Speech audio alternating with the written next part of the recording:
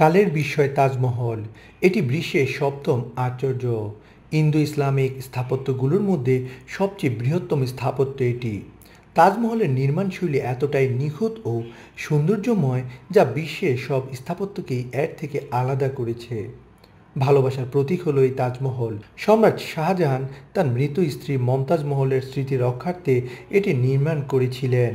সাদা মার্বেল পাথরের তৈরি তাজমহল হলো একটি মৌসুলিয়াম বা দারোগা। সম্রাট তার স্ত্রী মমতাজকে সমাধিস্থ করেন এই মহলেই। এমনকি মৃত্যুর পর সম্রাট শাহজাহানকেও তার স্ত্রীর পাশে সমাধিস্থ করা হয়। মুঘল সাম্রাজ্যশৈলীর নকশা সমগ্র ভবনটিতে আছে, যা সমাধির ক্ষেত্রটিকে বেষ্টন করে আছে। শতকের পর শতক ধরে ভালোবাসার এই স্মৃতিস্তম্ভ আজও মাথা তুলে দাঁড়িয়ে আছে। তাজমহল নিয়ে নানা পৌরাণিক কাহিনীর প্রচলন আছে। এই বিশ্ববিখ্যাত স্মৃতিস্তম্ভ সম্পর্কে কিছু আকর্ষণীয় তথ্য আছে যা হয়তো আজও আপনার অজানা। চলুন আজকে আমরা জেনে নেব তাজমহল সম্পর্কে কিছু অজানা তথ্য। তাজমহলের নির্মাণ কাজ 1632 সালে শুরু হয়েছিল আর শেষ হয় 1653 সালে। মোট 22 বছর ধরে এই স্মৃতিস্তম্ভ নির্মাণ করা হয়।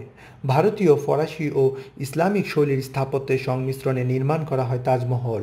তাজমহলের স্থপতির নাম আহমেদ লাহোরি। জানলে অবাক হবেন, তাজমহলের নির্মাণ কাজে যুক্ত ছিল প্রায় 20,000 শ্রমিক। টানা 22 বছর ধরে তারা সবাই অক্লান্ত পরিশ্রম করে নির্মাণ করেন এই স্মৃতিস্তম্ভ। তাজমহল নির্মাণে খরচ হয় প্রায় 320 মিলিয়ন রুপি। তাজমহলে ব্যবহৃত মার্বেল পাথর রাজস্থান, তিব্বত, আফগানিস্তান ও চীন থেকে আনা হয়েছিল। দিনের বিভিন্ন সময় তাজমহলকে ভিন্ন রঙে দেখা যায়। অনেকের ধারণা এই পরিবর্তিত রঙগুলো নারীর পরিবর্তনশীল মেজাজকে চিত্রিত করে। তাজমহল বিশ্বের সেরা বিষয়গুলোর মধ্যে অন্যতম। এটি একটি ইউনেস্কো ওয়ার্ল্ড হেরিটেজ সাইট হিসেবে চিহ্নিত। অনেকেই বলেন তাজমহল নির্মাণের পর শাহজাহান সব শ্রমিকের হাত কেটে ফেলেন যাতে এই ধরনের স্থাপনা আর তৈরি না হয়। তবে এটি মোটেও সত্য নয়। তাজমহল প্রাঙ্গণে একটি মসজিদ আছে। তাজমহল শুক্রবারে বন্ধ থাকলেও নামাজ পড়তে যাওয়া ব্যক্তিদের তাজমহলের ভেতরে অনুমতি দেওয়া হয়। 19 শতকের শেষের দিকে তাজমহল ব্রিটিশ সৈন্যদের দ্বারা বিকৃত হয়ে গিয়েছিল। স্মৃতিস্তম্ভের দেয়াল থেকে মূল্যবান পাথর বের করা হয়েছিল। 19 শতকের শেষের দিকে ব্রিটিশ ভাইসরয় লর্ড কার্জন স্মৃতিস্তম্ভটি পুনরুদ্ধারের আদেশ দেন। তাজমহলের অভ্যন্তরীণ কক্ষে ঝুলানো একটি বড় বাতিও উপহার দেন। 2000 সালে একজন ভারতীয় লেখক PN ওক দাবি করেন তাজমহল আসলে একটি শিব মন্দির ছিল। প্রমাণের জন্য তাজমহলের বিভিন্ন স্থান খনন করার জন্য ভারতের সুপ্রিম কোর্টে একটি পিটিশন দাখিল করেছিলেন। তার আবেদন খারিজ করে দেয় সুপ্রিম কোর্ট।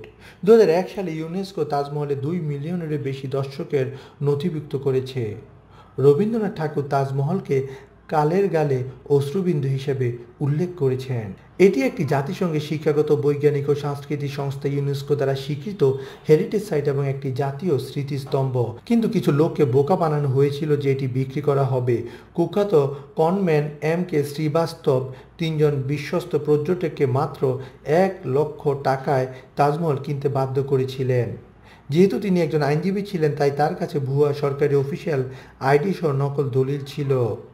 নটওয়ারলালের বিরুদ্ধে 100টিরও বেশি মামলা ছিল এবং বেশ কয়েকবার গ্রেপ্তার করা হয় তাকে এবং তিনি কারাবরণও করেন। যদিও একাধিকবার তিনি কারাগার থেকে পালিয়ে যান। 1996 সালে 86 বছর বয়সে কারাগার থেকে হাসপাতালে নিয়ে যাওয়ার পথে পালিয়ে যান কনম্যান MK শ্রীবাস্তব। এরপর থেকে তাকে আর দেখা যায়নি।